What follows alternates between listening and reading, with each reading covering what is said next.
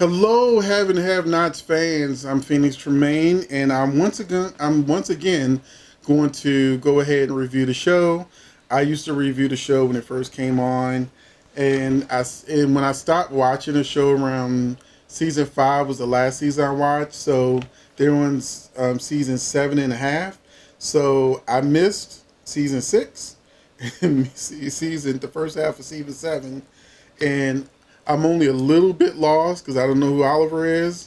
But other than that, it's the same stuff. It's not nothing really changes that much on have and have nots. They still haven't gone to trial that they got locked up for in like season 3, and I've come to realize that with the have and have nots, time time it's only been like 7 weeks, and that's like giving them credit for extra days we didn't see. But each season of the Have and Have Nots is no more than 3 days. So in 7 seasons, that's like maybe less than 7 weeks. And so I can see why technically they haven't gotten as far as we would like them to. But the show came out in 2013, May 28th, 2013. And we still on the same stuff, still same money.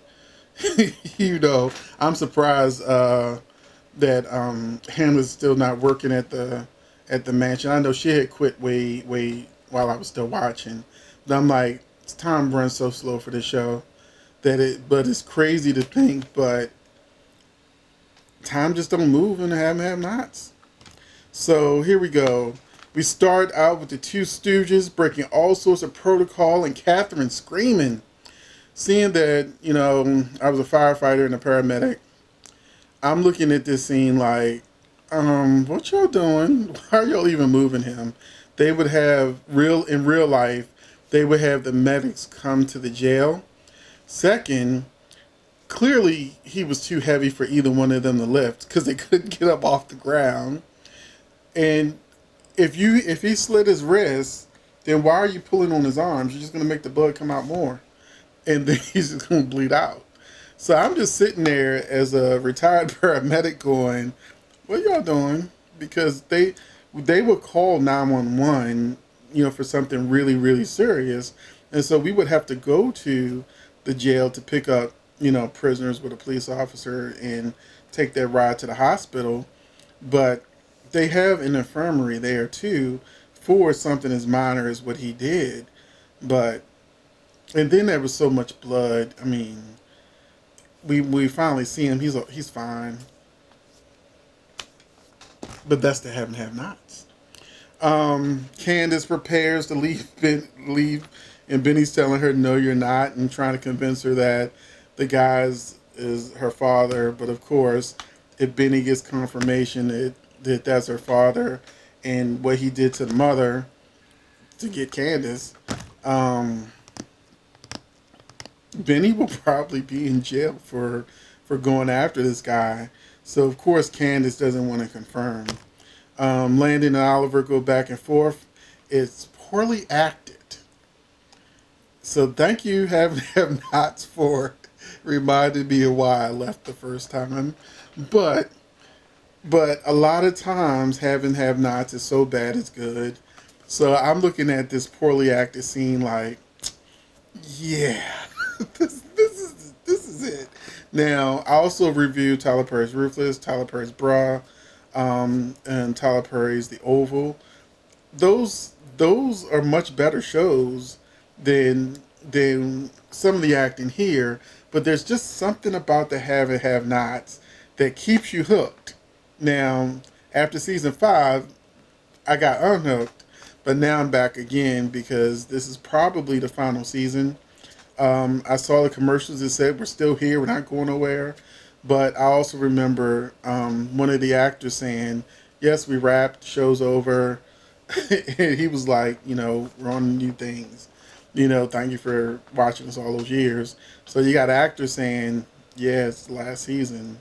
Then you see all these actors from the show suddenly starting to get other jobs with other networks. So I said, if this is truly the last season of Have and Have Nots, I'm gonna go ahead just go ahead and review it because it's still a lot of fun. Let me see where I leave off. Brittany Sarpay from Young and Restless is playing somebody named Rihanna, who's the ex-girlfriend of a racist mobster named Sandy Malone, and she delivers a restraining order herself. That would never happen.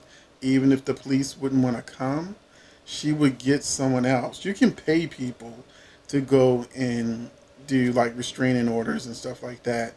That's most likely what would happen, but that would also require another actor that needs to be paid for. Mama Rose is locked up for a DUI. David is uncomfortable around Jeffrey and Madison after having caught them doing it. Madison, on the other hand, didn't care about how Jeffrey's father felt, and all he cared about was sex. So that bothered me a lot because even though Jeffrey eventually got with the program, um, how can somebody really care about you, but they don't care about your feelings? They don't care about your family, and only thing they can say is strip, get naked, you know, let's do this. And it made me really uncomfortable because if you've ever been in a relationship where you realize it's really just about sex, I had some deja vu.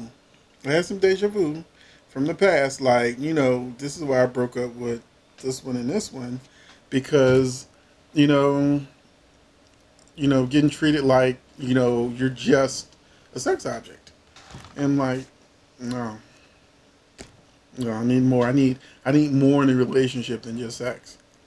So that bothered me a lot. John and Don, good lord. Catherine's accountants decide to funnel $5 million from her accounts, and she's in jail. Justin's brother Tanner comes in talking about he's going to beat him bloody if he's back to being with guys again, and he takes Jeffrey's picture. So I guess he's going to go get it confirmed. And I know in the next the episode, I guess it would be 13, which is next week. He's actually going to beat him up. So I guess he finds out that, yeah, that happened. Veronica and Rodell. I put my note says worst P word eating scene ever. So it's little things in Have and Have Nots that get me because he's got the money and he's got the talent, but there's just like little basic things that annoy the hell out of me. So this Rodell or Rondell, whatever his name is supposed to be going down on Veronica, but I'm like, it ain't all the way down there. It's like, is her woohoo down to her knees? I mean, like, they should have panned the camera up just to show either her facial expressions or just maybe from the mid torso up. That way, it would have really looked like he was doing something. You didn't even see him raise her skirt or her dress or whatever she was wearing. You didn't even see him at least shift it up like he was gonna raise it up. So it's not what was done. It was how it was done. That the certain little things just annoy me, but it technically was a fun scene. Candace and Benny arrive at the Iron Bone thanks to a tip from Mitch. Hannah refuses to leave, so Candace calls someone to move her.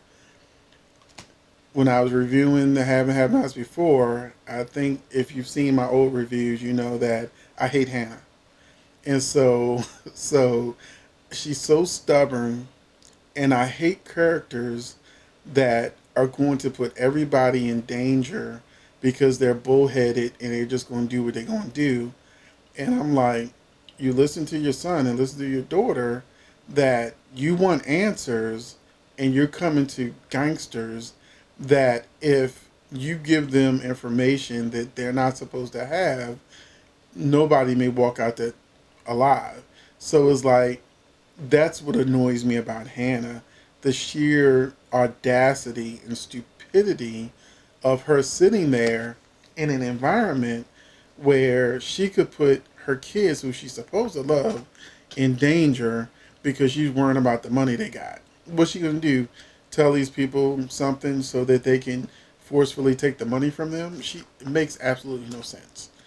And then finally, Jim assumes that his son Jimmy is a janitor, despite the suit he's wearing. After telling him how much he doesn't care about him, Jimmy pulls a gun on him, and suddenly Jim realizes, this is serious. But next episode, we know it's not. So that's it for season 7, episode 11, Power of Attorney. Hopefully you enjoyed this review. If you did, please hit that like button. Please hit that share. And I will catch you in the next video. Thanks for watching.